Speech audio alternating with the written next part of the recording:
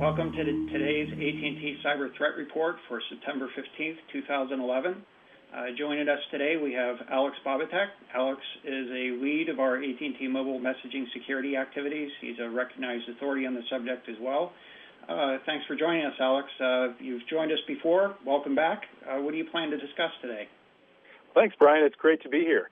I'll be talking about two of the mobile malware cases that we've had recently, and talking about some of the trends and hopefully discussing with you some of the maturity issues that we're seeing in maturity development we're seeing in mobile malware. All right, great. That should be a good discussion. We also have Dave Gross here. Dave is a senior incident response analyst. He's a lead for our malware analysis activities as well. Welcome, Dave. What do you plan to discuss?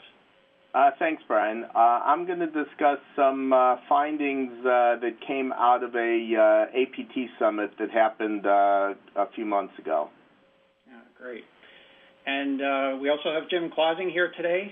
Jim is a malware analysis expert, does a lot of our malware analysis. Welcome, Jim. And if I understand correctly, you're going to be here to help facilitate the discussions today. Is that right? Yep, mostly I'm just going to participate in the discussion today. Okay, great. And I'm Brian Rexroad. I have a few topics to cover here today. One is just a quick visit to a recent Symantec malware report. We also have a little bit of information about a recent announcement from Intel. Intel recently acquired McAfee, and they're starting to integrate those capabilities. That is to take a look at how hardware can help to provide improvements in security. So we'll take a quick look at that. And I'll also cover the Internet Weather Report, which is a regular segment at the end of the program. So without further ado, let's go ahead and start looking at this Symantec thing here. This I'm sort of taking as in sort of a lighthearted way. Of course, one concerning aspect of this is the fact that Symantec is revealing the fact that reporting that there are about 1 million victims of some type of a cybercrime each day. That's a very large number, something that you can really get your teeth into. I think in the order of about on the hundreds of billions of dollars per year that they're estimating now. So that's very significant. What I thought was kind of neat about their report is actually a take that Kevin Fogarty has, and we're showing the link to his little article on this. And he was taking it sort of in the reverse, that is, who are the safest people? And his profile, based on his findings from the report, were basically to show that, if you're female, Japanese, a computer phobe who hates porn and wireless, doesn't respond to email from strangers, and spends all her time updating her security software, you are the least likely to be a victim of a cybercrime. So I suggest everybody start learning Japanese as a starting point. That's one thing we can at least influence. Mm-hmm. So that's, again, sort of on the lighter side here. Let's go ahead and take a look at these recent malware activities associated with mobility. Well, thanks, Brian. One of the mobile malware cases that's hit North America the hardest recently is the GG Tracker one, and that attacks our premium SMS service. Premium SMS services are typically ones where a subscriber pays $9.98 on a month and signs up, as shown here in step one, signs up on a website by entering their phone number. They are then sent a password or PIN via SMS to their phone. They have to retrieve that PIN and then enter that PIN back in a website to complete their subscription. The GG Trackers malware acts as a man-in-the-mobile, or MITMO malware. It's disguised as an application such as a battery saver, a fake battery saver application for Android, and steals a subscriber's identity, intercepts the SMS message containing the PIN, and then plugs it into the website for them, all without the subscriber knowing this. And this is again, MITMO, man-in-the-mobile. We've also seen another case of this recently. Just, I believe, yesterday or the day before, there was an announcement about a spy eye in the mobile. Spy eye is a kit. It's used to it's a spyware kit that's used to intercept people's credentials for banking fraud and other things, to steal their authentication credentials. This is malware that's come out recently for Android. It's been around some time for other mobile operating systems. And I'd like to talk a bit about where this malware is coming from. Let's start by looking at the money trail.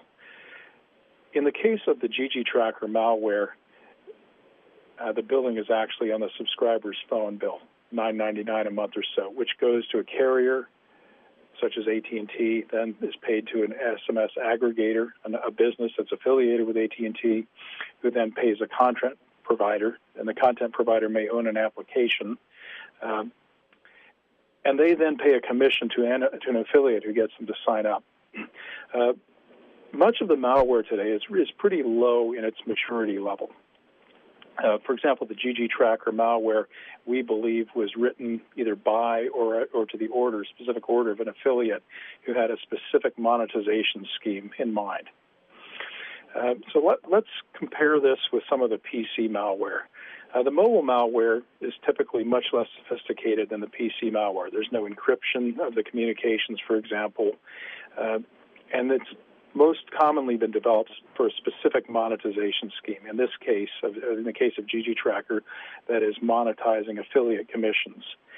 It's not very often general purpose, and often what we're seeing is really little more than a version 1.0, sometimes version 1.1, 1.2, et cetera, developed by a less skilled new practitioner rather than a really skilled practitioner of the malware development arts.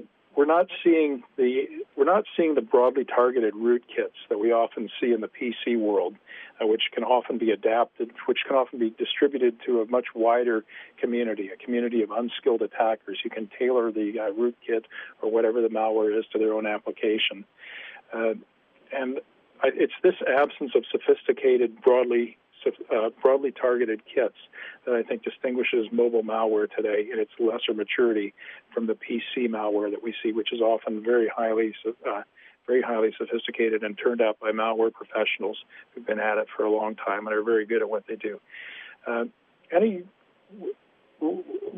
like to ask the group, what do you see? Do you see the same thing here in mobile malware? I think my observations have been very similar to yours, Alex, in the sense that, what we'd expect to see is, I think this is kind of feeling around in a dark room here. I think, and dark and sort of unintended there, in the sense that the malware developers are the ones that are trying to exploit mobility applications or take advantage of mobility, are looking for the places where they can find the soft points and take advantage of, to make some monetary benefit from that. And so I think it's still in this case where sort of building one-off applications, kind of testing it to see how it works out. I think still developing the skills, that is, those that are inclined to do this type of thing are probably still developing the skills of developing those mobile applications. And, even in many cases, obviously they're not particularly concerned about security because there isn't a lot of competition at this point. So I think that that trend, what we'll tend to see over time is probably more sophistication coming along. It's not clear to what extent, for example, obviously in a mobile device, power management is a significant concern. So you mentioned encryption or the lack of encryption in these applications. They may need to be more sensitive to recognizability of having that malware on there. Users might recognize their batteries wearing down or the device is slowing down more readily than a PC that has an awful lot of processing power today. So, they may be making some smart decisions, not ones that we prefer, by the way, but certainly smart decisions along the way. But I think it's still sort of feeling around. We can expect this sophistication to continuously over time, and apparently is doing that quite rapidly. Yeah, I agree, Brian, that mostly what we're seeing at this point is, they're just getting started, getting their foot in the door. We actually are starting to see some of these where they are attempting to at least obfuscate the malicious payloads. And I think it's really just the question of when do they think that they'll be able to make enough money from the mobile devices to shift more of their attention that way? I think at this point they know how to make money off of stealing banking credentials off people's PCs. If they believe that enough people are starting to use their mobile devices for banking, for example, then I think we're going to see more of these, like the SpyEye thing this week, that try to go after banking credentials on the mobile devices as well. Right, and there's also limited spamming campaigns on the mobile devices now, but that may pick up as more people pay attention to the mobile devices and have, instead of phones necessarily, maybe some of the tablet devices. Definitely, there's been an increase in spam activity in the mobile space. It's exploding, though it's nowhere near where it is in the wired email space. Let's think a bit about where we're headed with mobile malware. Are we going to see the kind of explosion in mobile malware that takes it to the level that we're seeing on PCs today? We heard one comment earlier that money is behind this. The criminals here are primarily businessmen with no ethics who are trying to make a buck without concern for what they're doing is legal or not. And they're going to go where they can make the most money. Currently, PCs are broadly deployed. There's a lot of banking and other financial activity on them. Security is inconsistent. Not everybody is a Japanese woman who's constantly updating their PC. So where are we going? Where are we going? Are we going to see this with the development of more e-commerce, or I should say m-commerce and m-banking? Are we going to see the PC levels of abuse and malware? I think we very well could. I think it's because it's such a wide open market right now. I think we could see a great deal of the malware targeting the mobile space in years to come. The Russian mafia hasn't gotten into the business yet and written the toolkits, but that all it takes is one to write the toolkits and start selling them like they are on the PC side, and we could see a lot of it. Yep, and it is a fairly new environment for developing applications and stuff like that. I mean, we do have thousands of applications, but it's still relatively new in that respect compared to like the PC, which is a more mature environment for developing all kinds of different applications. I'm going to take counterpoint on this one just for a moment. I'm not saying that we aren't going to see an increase in malware on mobile devices, because we absolutely are going to. I don't think it's going to get as bad as PCs, and then here are a few reasons why. One is, despite the fact that it may not be entirely desirable, it is a necessity that usage-based services are being implemented more so in the mobility environment than have traditionally been done in the Internet. And so as long as we have usage-based, a fee structure associated with usage-based activities on mobility, it incents the users that are victims of malware to be paying more attention to how their bandwidth is being used, recognize abuses of that bandwidth, and to do something about it.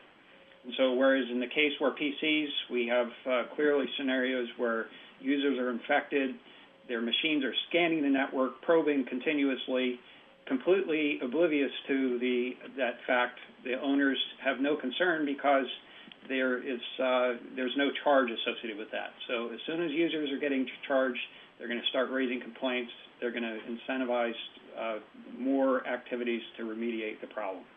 So I think that's one aspect that's very important here. Secondly, I think it's very interesting to observe that whereas iPhone, a very popular device, one of the high-end smartphones on the market, comparison to Android, there's a very distinct contrast in the amount of malware that exists, and there are some fundamental differences that exist between the two markets that are controlling the malware on one side better, not perfectly, but better than on the Android side. And I think those distinctions, whereas there are probably a lot of little subtle distinctions there, I think having better control of what software gets into the market and being able to control it after it's in the market better is basically good for end users in the sense that it helps to protect them from a lot of these malware and scams. In the desktop business, we've had a dominant operating system, Microsoft Windows, for years, and most of the malware has been targeting this operating system as opposed to, for example, the Mac OS. Why is that? And is there anything that we can draw from that in the mobile operating system space, where Android is now becoming the dominant operating system? Well, that obviously is a factor that's making Android a bigger target. That is, the Windows operating system goes back to DOS, the disk operating system, back when we were using floppy disk to load the operating system. There is a very long history of building malware around that, right down to the master boot record modifications that we're starting to see revive themselves in the malware space. So, clearly the history has a big piece of it. The fact that there is a long history of malware associated with the Windows environment, or basically that Microsoft-based operating system that dates way back to the early 80s. And there are two factors there. One that certainly applies, that is, large market. The other aspect of it is the history of it, and it's going to take time for the malware development skills to evolve here, but unfortunately they're going to. So what should we be doing now to prepare for the ascent of mobile malware? We know it's coming. What do we need to do?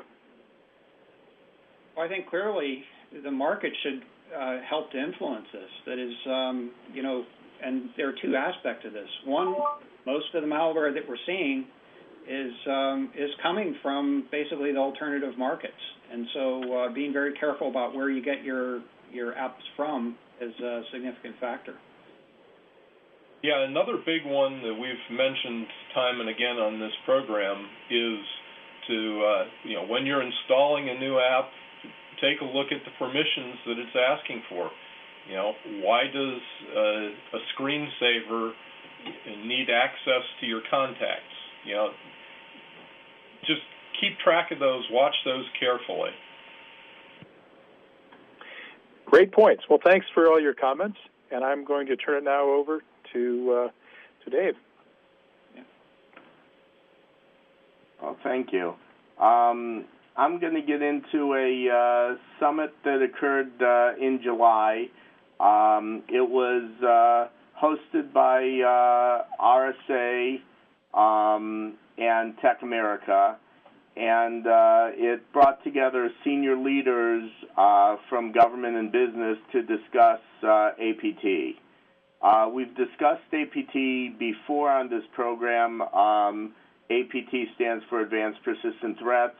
It's a type of attack where you're compromised for a persistent period of time. It's very low and under the radar. A lot of times it's specific to your particular enterprise, or your enterprise is being targeted.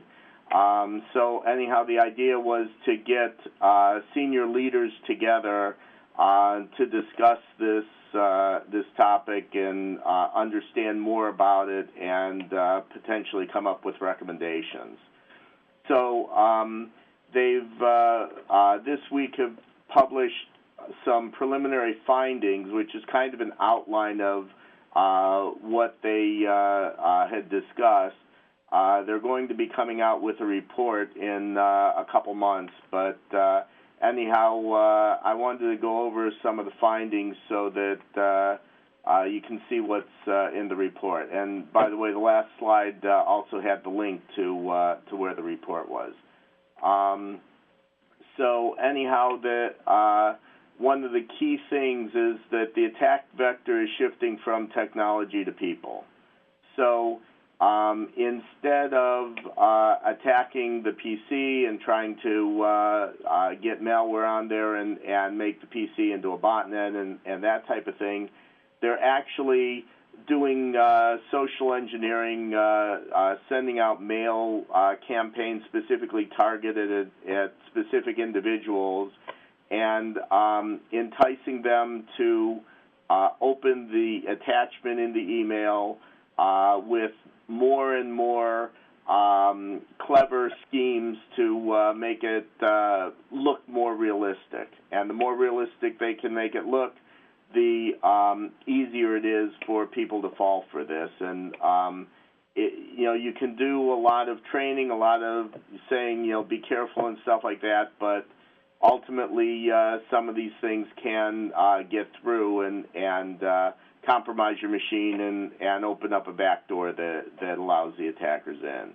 Yeah, so Dave, we had a discussion about this a lot yesterday as sort of an informal chat. And, quite frankly, I take a little bit of issue with this particular thing. I mean, it's clearly the attacks are focusing on people, that is focusing on people as the weakness. I still think that the technology is the weak point here. That is, the technology is not sufficient to and requires that people be making good judgment about, quite frankly, I shouldn't be having to be concerned about opening a document and finding out that it's really a program. So, we talked about this distinction between data and programs has been lost. And so long as that's the case, I think there need to be better technical mechanisms to make sure a system is able to enforce what is allowed and what isn't allowed. And quite frankly, we didn't talk about this specifically in the mobility space, but I think they've done a little bit better job in that area on mobile devices. That is, better protections of the device itself overall than has currently existed in the PC space. So, hopefully that'll be improving over time. I think that's right. I think that's right, Brian. I think the mobile security professionals and the mobile security space has learned a lot from the wired space. You did mention that you think that there's a need to improve some of the technical protections, that there's a technical weak link in here. What else do you think needs to be done to improve the technical security? Well, this has been an age-old problem, but software quality is still an issue. So long as there are zero-day exploits that get into, allow a machine to be rootkitted based on, what appeared to be an Excel spreadsheet that was opened or a PDF document is just bad news. Right. And also, when we go into the next item where they say organizations must learn to live in the state of compromise, what they're saying there is that it's very difficult to keep the attackers out. So you have to almost assume that you've got the attackers within your network already, and so you have to go back to the basic principles of least privilege, defense in depth, things like that. And Alex, to your point, that's getting to some of those issues that you want to do, so that if they do compromise a particular machine, a particular user's machine, that user can't go everywhere. They only get the access that they need to perform their job duties and do that sort of thing. You also want to identify the key assets that need protection, so that you're concentrating your focus there, and those are the things that you're better able to protect right away and detect incidents as they're happening. The next item has to do with situational awareness. There you want to be aware of what's happening outside your organization to others, so that you can see attacks coming, or you can identify indicators that you can look for within your environment to see if it's happening. You definitely want to look for these indicators and try to track it down as quickly as possible. There's supply chain issues. You have to make sure you're getting your information and your software, your hardware, everything from reputable and trusted suppliers, so that there aren't Trojans built into that equipment and the software. But Dave, are you suggesting that best price isn't always the best choice? Absolutely. You have to shop by a number of things. Price is just one of them. There's a number of things here. I don't want to belabor all of them. I'll point out a couple of them, like a lot of the protections that we have are signature-based, and a lot of what gets used in these attacks are zero-day attacks, and so the signatures are only good if that kind of compromise has been seen before and the signature developed. So we need more behavioral kind of protections and other kind of protections, compartmentalization and stuff like that, so that we can detect some of this stuff and prevent it from happening. The attackers today are better at sharing than the legitimate organizations. A lot of that is because of legal issues, because there's a lack of structure for doing the sharing, things like that. So we have to find a way to get better at the information sharing among legitimate enterprises so that we can help protect each other. Yeah, Dave, I was as you were saying that, I was looking at the monitor here, and I saw lots of heads shaking, saying yes. We need to get better at basically sharing information among different organizations. And quite frankly, I can't think of, that's what instigated us starting this particular webcast. So we hope that this can develop into other activities as well. And we welcome feedback, by the way, from the folks that are listening to this, so that we can develop more formal relationships, so that we can work with. Right. And the last thing is should be fairly obvious, but a lot of times we lose sight of that, and that's that you really need to simplify, because the more complex your environment, the harder it is to understand it, get your hands around it, and know how to secure it. So the simpler you can make it, and making things single purpose, can make it much easier to protect them. Yeah, yep, absolutely. KISS principle applies here just as well as any place else. Absolutely. Yep. Well, in fact, if you take a look, go way back. Steve Bellevin and Bill Cheswick put together the book, basically the firewall book. One of the basic principles that they included in there is that you want the firewall to be dedicated to the function of being a firewall. Firewalls have turned into something completely different today. Certainly more complex. I think that's a necessity as an internal function to help with the complexity of attacks today. But I think that principle, as you said, Jim, as well, the principle of making things as simple as possible in terms of the structure, the infrastructure, standardizing the way things are done, very powerful mechanisms to help make the security solution a more practical one. Right. So as I said, go ahead. I'd like to offer a slightly diverging point here.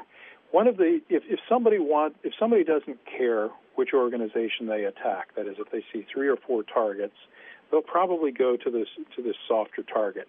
However, in many of the APT cases, somebody wants into a specific vault. And in these cases, there is some benefit in increasing the complexity to the attacker. I really like the detect attacks early, and especially the disrupt attackers point that you made, Dave. I think that disrupting attackers is a very valuable technique, one that I've learned in my spam fighting. I almost never deploy one defense or one change in an active spam defense. I deploy 2 or 3 or so. Why? To confuse and disrupt the attackers, to give them a complex problem to solve rather than a simple one. And I think that there's a two-edged sword here. Clearly, a simpler system is easier to defend, but it's also in this war where we're pitting our intellectual capital against that of an attacker.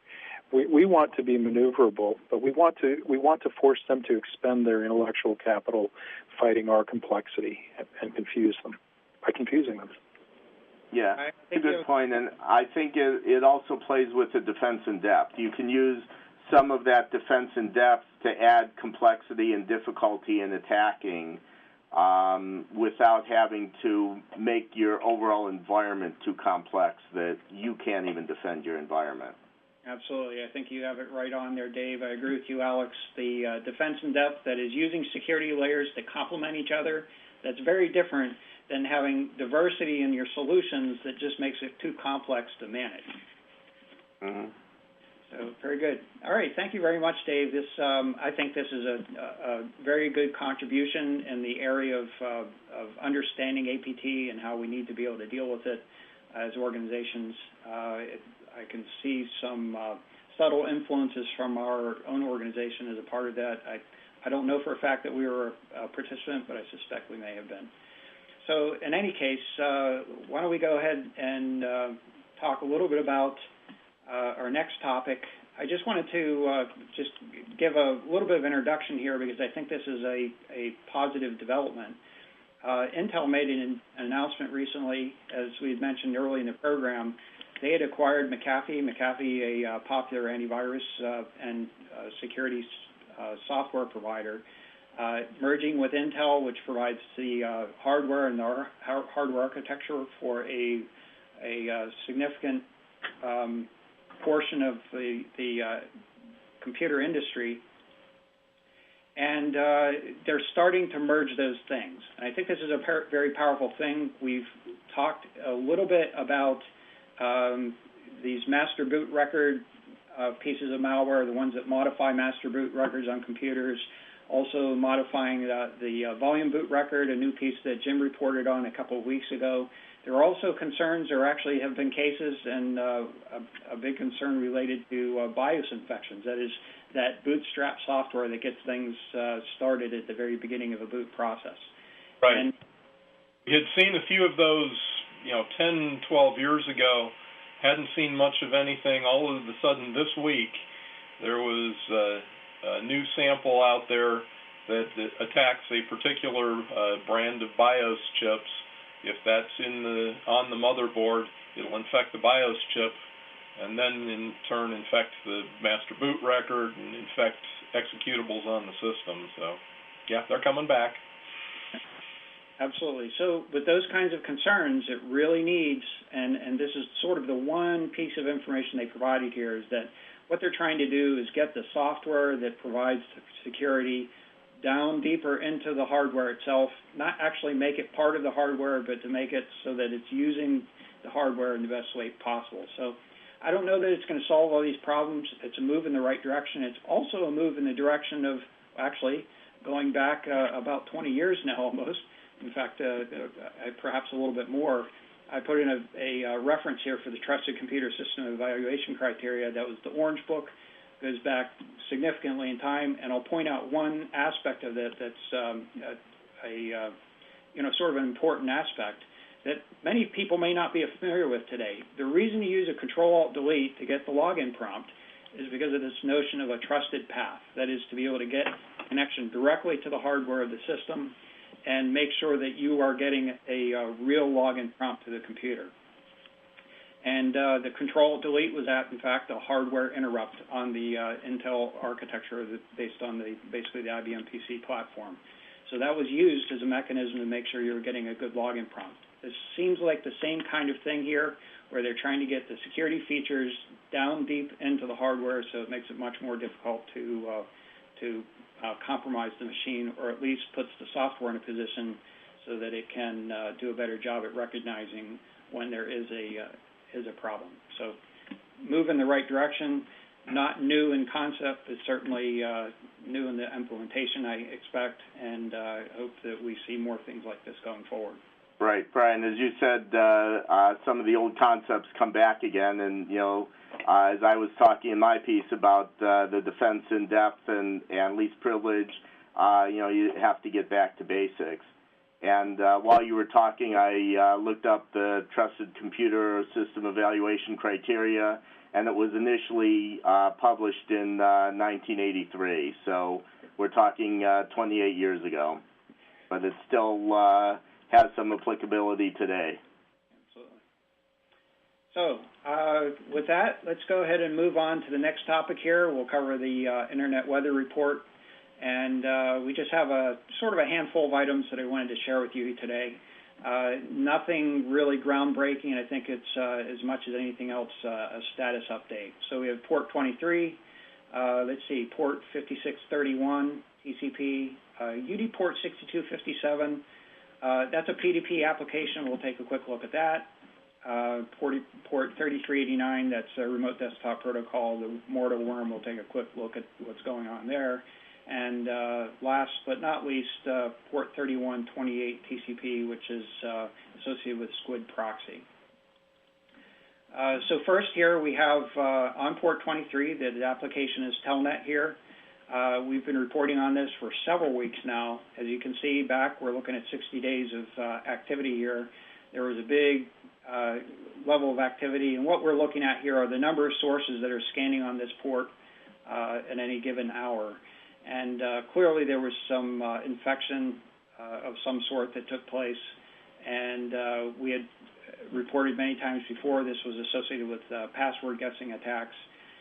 Most of these sources are still in Korea, but it looks like over time here we've kind of settled to what I would describe as sort of a new norm.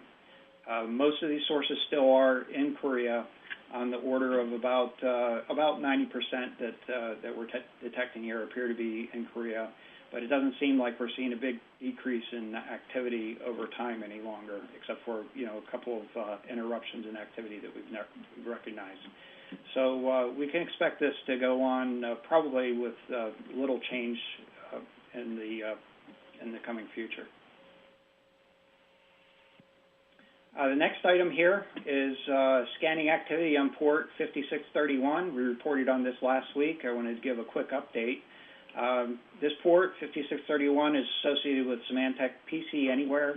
That's a remote access application. Basically, what it allows is a application or a machine that's inside an enterprise firewall, for example, or behind a NATed firewall.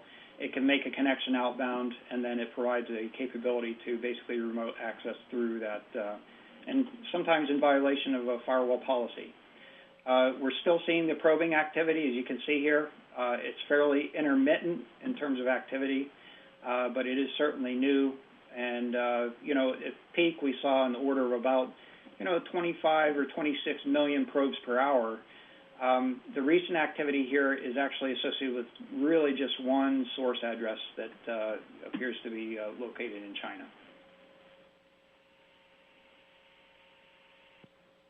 Next piece of activity here is P2p Activity Associated with port 6257 UDP. That particular port's associated with WinMX. It's a P2p file sharing application.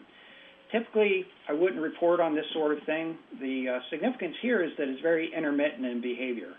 So we've got some on activity, some off activity, and it starts and stops very significantly. The activity does look like P2P, very diverse set of sources that are participating in it, associated with many different countries. I'm just a little suspect by the on-off activity here. If you have any insight into this, we're certainly interested in hearing from you. The next item, port 3389. This has been reported for several weeks now as well. It has been identified as mortar worm. One of the unique aspects of mortar worm is that it uses DNS, at least partially, for some command and control activity. It's at least been identified as being able to update its malware using basically a command and control structure that's buried within text fields of a DNS response. Now, as we reported in the past, we saw certainly an increase in the number of sources that were doing the scanning activity, indicative of more sources that were, or more devices or machines that were being infected. That leveled off a little bit, but ultimately, once the worm itself was fully discovered and disclosed by Microsoft, it was either turned off by the botnet operator, the ones that own this, perhaps to settle out, wait out the media frenzy, or it was blocked. In either case, it certainly has come back to life in some respect. And you can see here it's a smaller set in terms of the sources that are doing scanning. That does not necessarily mean the botnet isn't getting stronger, It just means that they only have sort of a fixed number that are doing the scanning activity. So this is something we still need to be paying attention to. Certainly, if you have remote desktop protocol and it's installed in most Microsoft recent Windows operating systems, you want to make sure that you have absolutely good password protection on those. And best would be not to have those exposed to the internet at all. Just another observation associated with this, by the way. In this particular graph, we're looking at the number of sources that we're scanning on this port. It's counted in the numbers of thousands here. This is just another perspective of the same port. This is one looking at the number of probes that we see per hour on that port. This one happens to be measured in about tens of millions. So this level here, this little peak, happens to be up around 27 million or so. It turns out that the majority of the probes is not actually associated with the mortar worm itself. It actually appears to be associated with some just targeted scanning activity and originating from just a handful of sources, and most of those in China as well. Unfortunately, there's sort of a common theme here that a lot of these probing activities are originating from China. It's certainly the ones where it seems that aggressive probing is taking place.